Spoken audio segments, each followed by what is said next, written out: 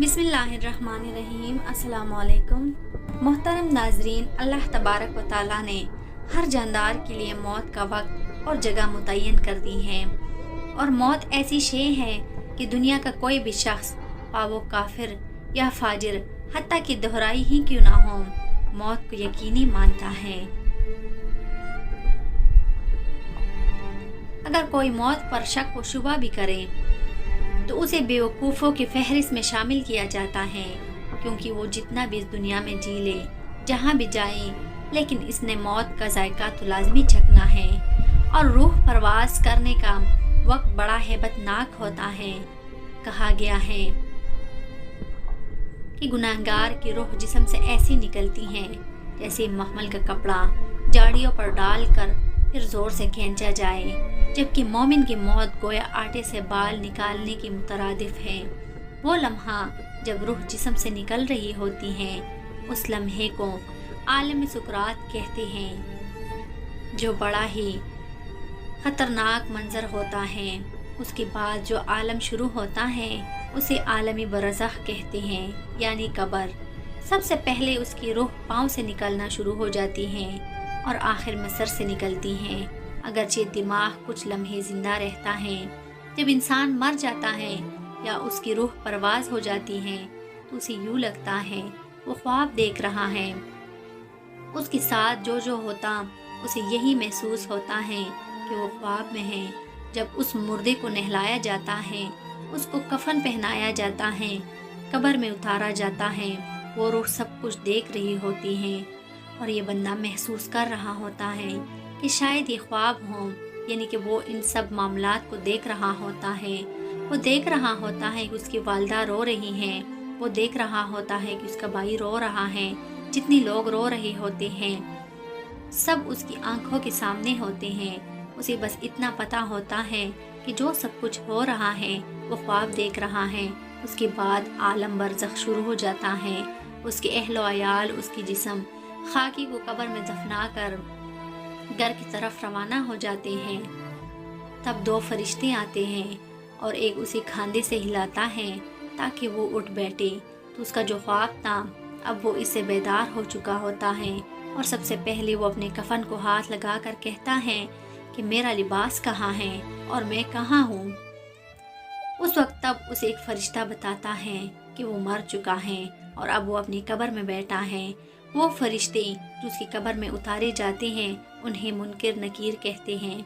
जब उसे पता चलता है कि वो मर चुका है तो तब वो चीखता चिल्लाता है और अल्लाह ताला के हजूर गिड़गिड़ाता है कि या अल्लाह तू मुझे माफ़ कर दे, ऐ मेरे रब मुझे माफ़ फरमा दे, तेरे सिवा मेरा कोई नहीं है, मेरा मदद फरमा।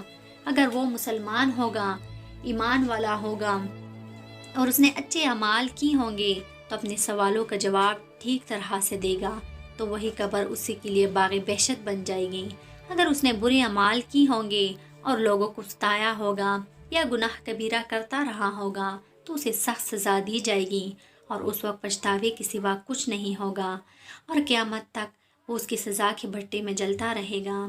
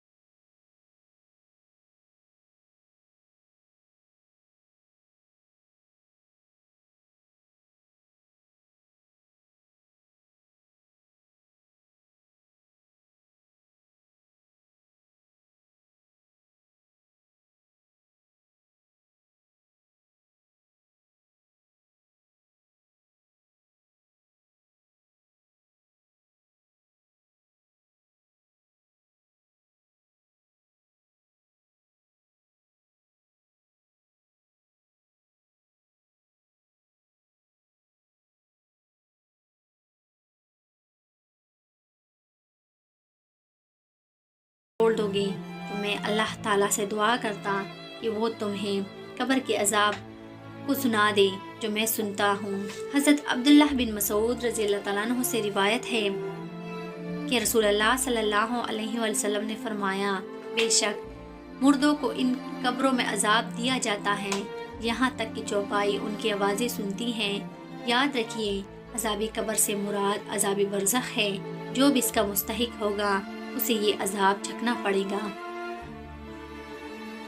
خواہ اسے قبر میں دفن کیا جائے یا آگ میں جلا دیا جائے یا دریا میں ڈال دیا جائے یا کسی درندے نے اسے کھا لیا ہو، کوئی بھی صورت ہو اسے یہ عذاب پہنچ کر رہے گا۔ اللہ تعالیٰ ہر چیز پر قادر ہے، اسے کوئی چیز عاجز نہیں کر سکتی۔ لہٰذا میرے بھائیوں، ہمیں قبر کے عذاب سے بچنے کی فکر کرنی چاہیے۔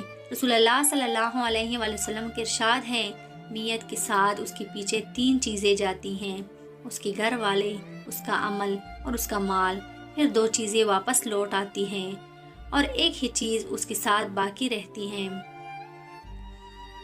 اس کے گھر والے اور اس کا مال واپس آ جاتا ہے اور اس کا عمل اس کے ساتھ باقی رہتا ہے۔ اس لیے اللہ کے بندوں، ہم میں سے ہر ایک پر یہ گھڑی آنے والی ہے، لہٰذا ہم میں سے کسی کو بھی اس سے غافل نہیں رہنا چاہیے۔ ایمان کے ساتھ ہمیں کثرت سے نیک اعمال کرتے رہنا چاہیے۔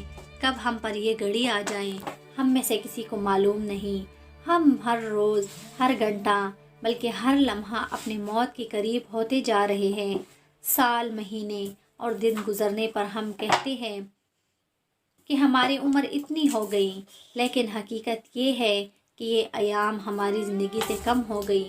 حضور اکرم صلی اللہ علیہ وآلہ وسلم نے ارشاد فرمایا، 5 امور سے قبل 5 امور سے فائدہ اٹھایا جائے، بڑھاپا آنے سے قبل جوانی سے، مرنے سے قبل زندگی سے، کام آنے سے قبل خالی وقت سے، غربت آنے سے قبل مال سے، بیماری سے قبل صحت سے۔